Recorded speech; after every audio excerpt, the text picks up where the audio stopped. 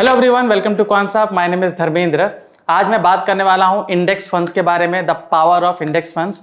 हमारे जो mutual fund portfolio होता है उसके अंदर इंडेक्स फंड्स का रहना कितना ज़रूरी है, हम इस बारे में डिस्कस करेंगे और ये भी देखेंगे कि इंडेक्स फंड किस तरीके से हमारे पोर्टफोलियो को और भी बेहतरीन बनाने की कोशिश करता है। ठीक है, तो यहाँ पर मैंने टॉपिक का नाम दिया है, ठीक है, the power of index funds in your investment journey. ठीक है, देखिए वेरियस एसेट क्लास होते हैं म्यूचुअल फंड में, हमें पता है। ठीक है, बहुत सारी स्कीम्स होती है, बहुत सारा हाइब्रिड मॉडल्स होते हैं। ठीक है, आप देखोगे मिड कैप हो गया, लार्ज कैप हो गया, ठीक है, हाइब्रिड हो गया, बॉन्ड फंड्स हो गए, बहुत सारे फंड्स होते हैं।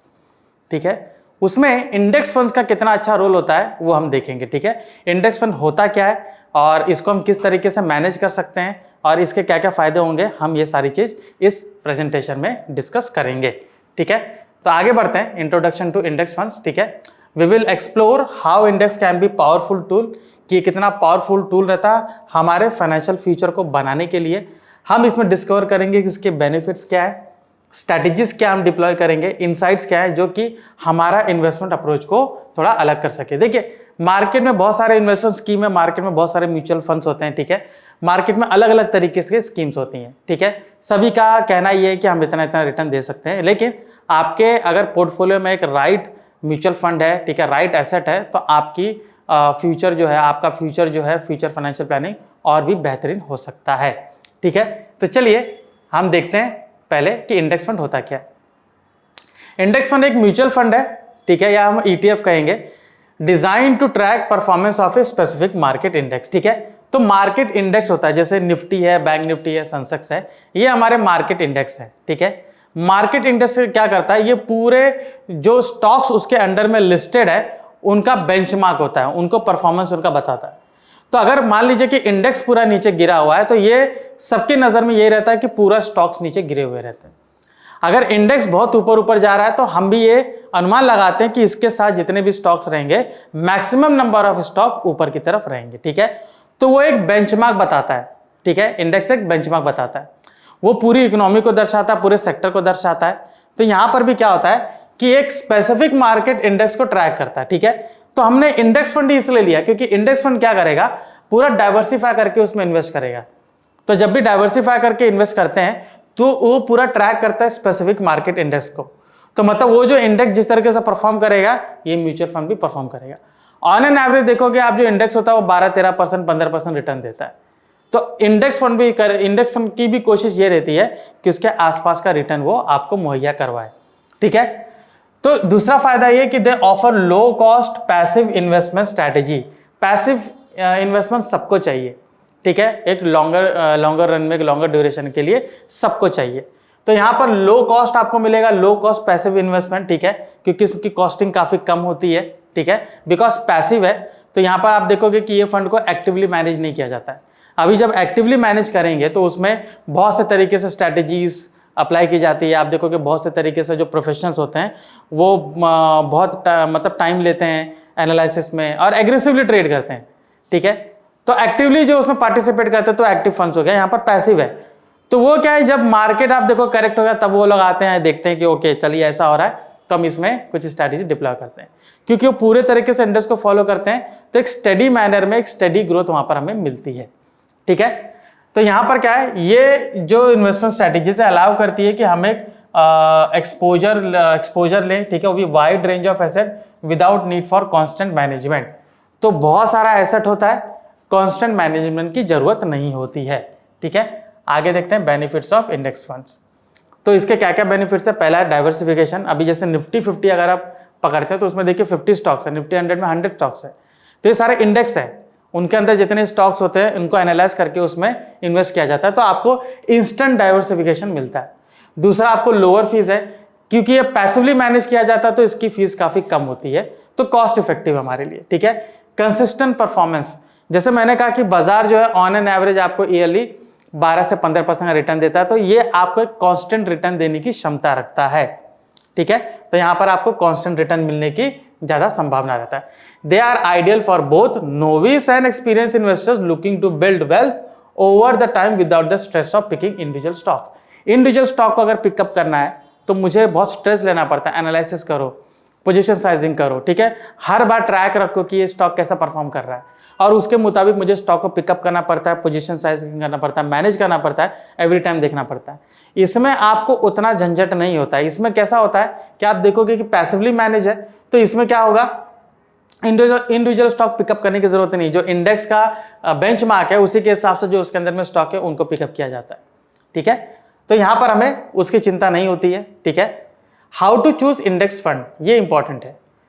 तो जब भी मैं इंडेक्स फंड को सेलेक्ट कर रहा हूं तो यहां पर आप देखिए कि एक्सपेंस रेशियो उसका देखिए, इंडेक्स का ट्रैक देखिए कि कौन से इंडेक्स को ट्रैक कर रहा है, हिस्टोरिकल परफॉर्मेंस देखिए, और रिसर्च के ये सब एलिमेंट्स को जब रिसर्च करोगे तो आपको एक इन्फॉर्म डिसीजन लेने में हेल्प करेगा, जो कि आपका इन्वेस्टमेंट गोल्स और रिस्क टॉलरेंस को अलाइन करता है।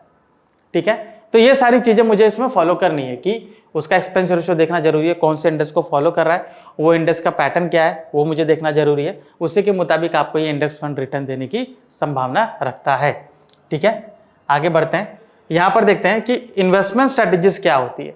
ठीक है, अभी इंडेक्स में तो डायरेक्टली हम इन्वेस्ट करते हैं, जो भी इन्वेस्टमेंट स्कीम आएगा उसमें डायरेक्टली हम इन्वेस्ट कर सकते हैं, लेकिन यहाँ पर कुछ इन्वेस्टमेंट स्ट्रेटेजीज है, जैसे डॉलर कॉस्ट एवरेजिंग होता है एंड बाय एंड होल्ड होता है। ठीक है, अभी जो डॉलर कॉस्ट एवरेजिंग होता है इसमें क्या होता है, आप देखोगे कि डाइवर्सिफिकेशन का प्रोसेस होता है, मतलब आप सिर्फ एक सिंगल एसेट में इन्वेस्ट नहीं कर रहे हो। जब भी यहाँ पर ये कहेंगे कि मार्केट थोड़ा सा नीचे आता है या फिर थोड़ा फ्लक्चुएट करता है, तो इसमें एक मैं फिक्स अमाउंट जो मनी है वो मैं किसी दूसरे एसेट में भी इन्वेस्ट करता हूँ। तो डॉलर कॉस्ट एवरेजिंग एक थोड़ा बड़ा कंसेप्ट है, तो वो इसमें वो स्ट्रेटेजीज में यूज की जाती है और बाय एंड होल्ड के लिए भी यूज की जाती है। आप देखिए कि मार्केट बहुत अच्छा परफॉर्म कर रहा है, लेकिन मार्केट जब गिरा होता है और उस समय अगर डॉलर कॉस्ट एवरेजिंग अप्लाई करो, यूज कर रहे हो कि एक फिक्स मॉडेस्ट अमाउंट ऑफ जो अमाउंट है वो मैं फिक्स पीरियड के दौरान, मतलब मैं फिक्स इंटरवल ऑफ टाइम मैं इन्वेस्ट करते जाऊंगा किसी दूसरे एसेट में, बाकी एसेट में भी, तो इस तरीके से डाइवर्सिफाई होगा। और आप देखिए कि जब मार्केट परफॉर्म नहीं कर रहा उस समय आपने ये चीज किया है, तो जब परफॉर्म करने जाएगा तो बहुत ही अच्छा परफॉर्म करता है। तो इससे क्या होगा कि आप जो इन्वेस्टमेंट स्ट्रेटेजी अपना रहे हो ये आपको बहुत अच्छा रिटर्न देगा इसमें।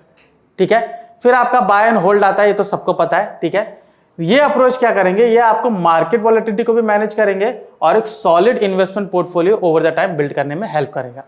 ठीक है, तो ये स्ट्रैटेजी बहुत ही उम्दा है, इसको यूज करके आप अपने म्यूचुअल फंड को और भी स्ट्रांग बना सकते हो, अपने पोर्टफोलियो को और भी डाइवर्सिफाइड एंड कहूँगा रिस्क टॉलरेंट।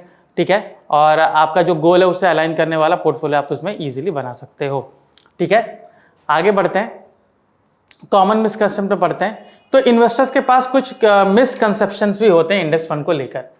तो ये बिलीव करते हैं कि ये सिर्फ पैसिव इन्वेस्टर्स के लिए हैं और इनके पास कोई पोटेंशियल नहीं होता। बहुत सारे लोग बोलते हैं कि जो इंडेक्स फंड होता है उनका पोटेंशियल नहीं होता है। I'm सॉरी, लेकिन हम सबको पता है इंडेक्स आप देखिए स्टडी ग्रोथ कर रहा है over the period of time, 12 से 15% आपको रिटर्न दे रहा है, और यही चीज आप इसमें भी करोगे म्यूचुअल फंड में भी, वो भी उसी को बेंचमार्क रख के रिटर्न दे रहा है और वहीं पर आपको 12-15% देगा, तो इसमें कोई बुराई नहीं है। ठीक है, तो इसका पोटेंशियल हम हाई बोलेंगे, काफी ज्यादा हाई नहीं। अगर आपको बहुत ज्यादा हाई चाहिए, वो भी पूरा रिस्क के साथ, थोड़ा स्ट्रेस भी रहेगा, तो स्मॉल कैप में जा सकते हो। हम सबको पता है कि स्मॉल कैप का पोटेंशियल बहुत ज्यादा है, लेकिन रिस्क भी बहुत ज्यादा है। यहां पर आपको मार्केट क्या है ना, मार्केट के हिसाब से मिल रहा है, जो कि आपका जो इन्फ्लेशन है उसको भी इजीली बीट कर सकता है। ठीक है, तो मुझे कोई ऐसा इन्वेस्टमेंट चाहिए जो मुझे ग्रोथ भी दे और इन्फ्लेशन को भी बीट करे और उसमें ज्यादा फीस भी ना हो। ठीक है, एक्टिव मैनेज फंड में बहुत ज्यादा फीस होती है, ये आप देखो पैसिव मैनेज फंड है। ठीक है, तो ये बहुत ही अच्छा मैं कहूंगा कि इन्वेस्टमेंट होता है, जिसमें अगर मैं इंडेक्स फंड को अपने पोर्टफोलियो में रखता हूं तो मुझे एक स्टडी पैसिव इनकम मुझे वहां से मिल रही है। ठीक है, तो मुझे एक मेरा पोर्टफोलियो का एक हिस्सा तैयार हो गया, बाकी मैं ग्रोथ के लिए मैं रखूंगा कि जिसमें मुझे ज्यादा रिस्क लेना, जो मुझे और अच्छा पोटेंशियल देगा वो रहेगा, लेकिन अपने पोर्टफोलियो में इंडेक्स फंड को रखना जरूरी होता है, क्योंकि एक चीज है जो आपके पोर्टफोलियो को आगे स्टडी बेस पर लेके जाएगी, वह इंडेक्स फंड। ठीक है, तो यहां पर आप देखोगे index fund can provide substantial growth while minimizing risk when approach correctly. ठीक है, तो रिस्क आपका मिनिमाइज हो जाएगा और जब भी हम इसको करेक्टली अप्रोच करेंगे तो आप देखोगे कि मेरा पोर्टफोलियो बहुत ही सॉलिड रिटर्न दे सकता है। ठीक है, सो रियल लाइफ सक्सेस यहां पर देखते हैं। ठीक है, तो यहां पर आप देखोगे फाइनेंशियल इंडिपेंडेंस आपको मिल सकता है। काउंटलेस इन्वेस्टर्स ने देखा है कि इंडेक्स फंड में उनको काफी अच्छा सक्सेस मिला है। ठीक है, फाइनेंशियल इंडिपेंडेंसी मिली है और अपने गोल्स को वो इजीली उन्होंने अचीव किया है। ठीक है, ये स्टोरीज डेमोन्स्ट्रेट करती है कि with patience and right strategy index fund can unlock the door to wealth accumulation. ठीक है, तो यहां पर मुझे इस तरीके से इंडेक्स फंड कितने अच्छे तरीके से आप देख सकते हो, बहुत सारी स्टोरीज है जहां पे इन्होंने बहुत अच्छा रिटर्न दिया और मेरा पोर्टफोलियो अच्छा खासा बिल्ड हुआ है। ठीक है, सो लॉन्ग टर्म सक्सेस के लिए टिप्स यही है कि focus on long term investing. ठीक है, अभी यहाँ पर एक चीज हमें देखना जरूरी कि मैं इंडेक्स फंड में कर रहा हूं तो मैं सिर्फ इसको 1-2 साल के लिए तो मुझे करना नहीं है। ठीक है, तो एटलीस्ट 15, 20, 25 ईयर्स के लिए अगर आप करेंगे तो पावर ऑफ कंपाउंडिंग आप जानते हैं बहुत अच्छा रिटर्न देगा। ठीक है, तो रेगुलरली रिव्यू करिए। ठीक है, रेगुलरली रिव्यू करिए अपने पोर्टफोलियो को और मार्केट ट्रेंड से हमेशा बने रहिए कि मार्केट ट्रेंड्स क्या चल रहा है। ठीक है, क्योंकि देखिए इकोनॉमिक ग्लोबली लिंक्ड है, तो कहीं पर भी कुछ क्रैश होता है, कुछ प्रॉब्लम्स होती है या कुछ भी इकोनॉमिक डिसीजन लिया जाता है या फिस्कल डिसीजन लिया जाता है तो वो पूरे ग्लोबल इकोनॉमी को असर करता है। तो हमें मार्केट ट्रेंड का इंफॉर्मेशन मेरे पास हमेशा रहना चाहिए। ठीक है, कंसिस्टेंसी, कमिटमेंट बरकरार रखिए, ये सब की एलिमेंट है ताकि मेरे इन्वेस्टमेंट का फुल पोटेंशियल मुझे मिल सके।